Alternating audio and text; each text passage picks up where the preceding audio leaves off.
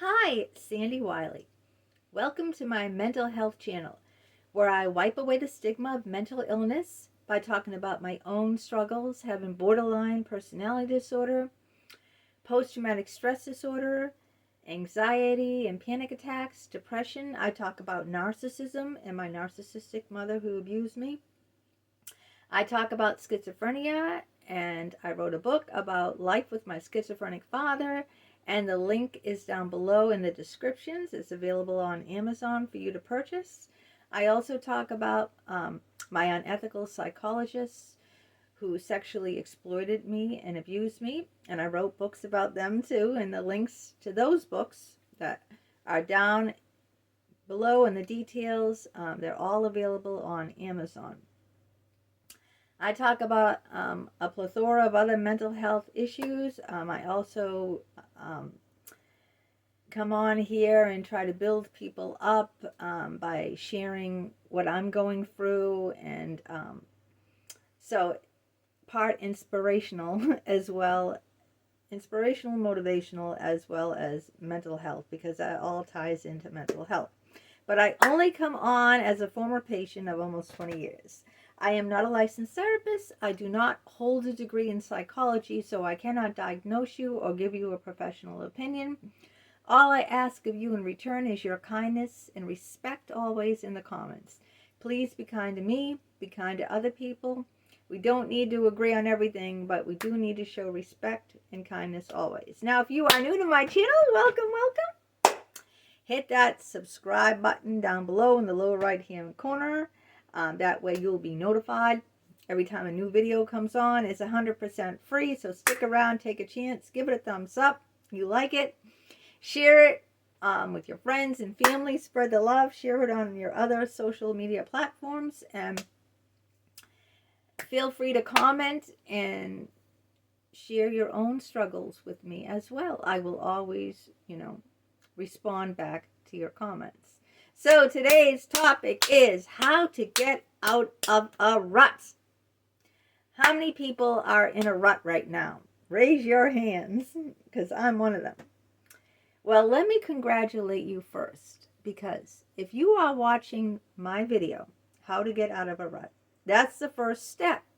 It means that you are interested in wanting to know how to, which means that you've probably acknowledged partially that you are in a rut and that you want help getting out of it. So let me applaud you, and I'm not doing that fake or phony. I'm just sincerely saying that this is the first step in getting out of a rut, being interested in how to do it. Because, just like anything else, if I want to learn how to change a tire on the car, how am I going to learn how to do it? I watch a video, or read a book or manual on how to do it. And that's how I learn. We're all kind of stuck, in the same kind of thing where we lack motivation. We lack motivation just to get out of the house, just to get out of bed. Some of us lack motivation just to take a shower, let alone, exercise and do housework, or, do the laundry, or even go out with friends. Sometimes we just feel these things, make us feel anxious. These things can make us feel depressed. And then they start building up, we're not exercising.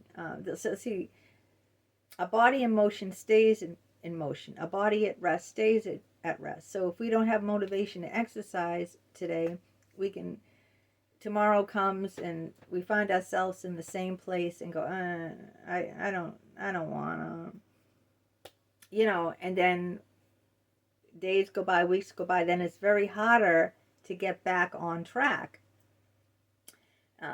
That's why, it's best not to allow yourself to get in the rut in the first place. Which, I'm in a rut too. And I've been in ruts a lot in my life. And I know that it's better to keep my body in motion than to let myself slide back and get in that rut. Because once you are in a rut, it's much harder to get out of that rut. But I'm going to talk about some ways in which that you can get out of that rut. The first is to acknowledge that you're not fine. Okay, sometimes we fool ourselves in saying we're fine. Like, I really don't have an alcohol problem. I'm fine. I only drink 2 glasses of wine a night. I don't get drunk. I don't have a hangover in the morning. I never do. I can handle my alcohol, really. You don't have to tell me. Or I don't need to exercise. You know, I'm old. My body isn't like a 20-year-old. Or I don't need to, you know, do the housework, whatever. No one comes over my house anyway. What's the point in cleaning it? You know, no one's going to see the mess. Or I don't need to do the laundry, or I didn't put the laundry away from last week. I let it sit there on the couch. Or, you know, you have to admit that you're not fine. You can't, you know, you have to look in the mirror and own it first. Because if you think you're fine, then there's nothing to change, right? If you say, I'm fine with not exercising, I'm fine with not showering, other people might not think so. I'm fine with not doing the laundry. I'm fine with not cleaning out my closet. And I'll tell you what got me motivated about cleaning out my closet. I got fed up. And, you know, I didn't want to clean out my closet. And my closet I have very tiny closets in this house. I mean, very tiny, tiny, tiny. I envy people that have walk-in closets. I mean, some people's closets. I've had friends who've had closets as big as my room. Yeah. As big as my kitchen. And I'm going, holy shit. Her closet is as big as my kitchen. I could have another kitchen, or I could have another bathroom. Or, I mean, my bathroom is so tiny, it's like probably as small as my closet. The rooms in my house are very tiny. But anyway, I can't find my shoes. I can't find a certain dress, you know, and it really aggravates the hell out of me because I never clean out my closet. It's just one big, massive pile of shit, you know. Shoes, dresses, skirts, pants, jeans are all like in this big mumbo-jumbo pile of shit.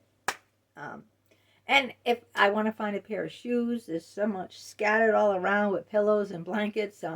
And the shoes are all in the boots and sandals. And, you know, I can't find anything. So I'm looking for something. I go, oh, shit, I'm not going to be able to find it in this mess. And then I start dumping things out. And I go, forget it. So what gets me motivated to do something is I get fed up. All right? This is what works with me. When I get to the point where I'm fed up with something, I do it. I say, that's it. I want to find these pair of boots. You know, I'm going out and I want to wear these pair of boots because it matches this dress. You know, they're white, long, knee-high boots. They're cowgirl boots, and they're really, you know, I love them and I look good with them in this dress. And I'm going out. Whatever, for a special occasion. And, you know, I just got to tackle this closet and then just do it, you know. And this is the same way with the weight, too. I got fed up one time. I go, you know, I hate, you know, not being able to fit in my jeans. I can't, you know, I don't want to buy all new clothes. I gained this much weight. I can't button my jeans. It's uncomfortable. They hurt me. I gained weight. I don't want to go out and buy, you know, fatter clothes in a bigger size. And you get to the fed up point, all right? I don't know if any of you have reached that, but this is when I get motivated to get out of my rut. When I get to that fed up point where I'm fed up with my filthy, you know, mumble-jumble closet. I want to clean it out because I want to find things. I want to put my hands on something. I want to open the door and be able to put my hands on those boots. You know, I don't want to spend like a half an hour, 45 minutes looking for her because I can't find it in my massive closet. I get fed up with my weight because I can't fit into my clothes. My stomach's hanging over. I can't button up my jeans. I don't want to go out and, you know, just, you know, that would really make me feel terrible about myself to go out and buy a bigger size pair of jeans because, why, that motivates me. Come on, you just can cut out a little bit of this and a little bit of that. And just like little small changes really, really can help. You would be surprised at that, how little small changes. So that's what gets me going. I get fed up with something. I'll get to the point, like even the housework, okay? Like I don't sweep my kitchen floor every day. I'll come in, I don't sweep it. And then I'll see all these crumbs all over my kitchen floor and I go, oh man, that's it. I get the broom out and, give it a good, or the dust, I'll see, oh Jesus, look at that. I get to the fed up point, whatever it is, whether it's my weight, my dirty house, exercising, and like with the exercise, I hate exercise, but I do crunches every day for a half an hour because I like the way my stomach looks in a bikini when I do them. It's 30 minutes a day, and I skip Sundays, 30 minutes. What motivates me to keep doing that is I like the result. All right, just think of the result. Ask yourself, like tackling the closet. I don't feel like doing it. I'm tired. I don't feel motivated. I don't really care. But you do care, You want to be able to grab something right away with, when it's like that, such a mess, you can't find anything. So I said, what motivated me is, next time I want to put my hands on something, it's cleaned out and I, got rid of a lot of stuff and I sorted things out, and downsized. And that way, when I want something like those boots, oh, my boots are over here. They're not like in my messy closet. One boot would be over here and the other boot would be God knows where. I'd have to empty the whole thing out just to find the matching boot. And I find one, but my closet was such a mess. It's so jammed, so small. I'd have to empty the whole thing out just to find the other boot. And I said, I don't want to go through that.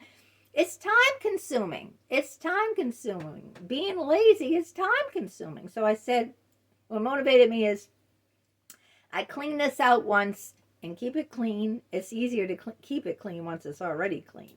Just like with exercise. It's easier to exercise when you're already, it becomes, let me tell you about something. If you make it part of your routine, it will just become a way of life. Like if you brush your teeth like every morning, right, and shower, you don't even think of that, right? It's just natural reflex.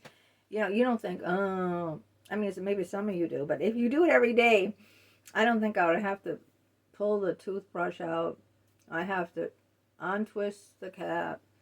Then I have to squeeze the thing to get it out. It's just natural reflex. And that's how I made my exercise. It wasn't like that in the beginning. But it's just like, I don't even think of it. Just do it. I don't even think of it. It's become I just get into the routine where I do it. And it just becomes, natural. It's not, I don't like to do it. But also another thing is I put music on. Like that. Put music on. And I always feel good after I do it. Here's the thing, if you can remember that,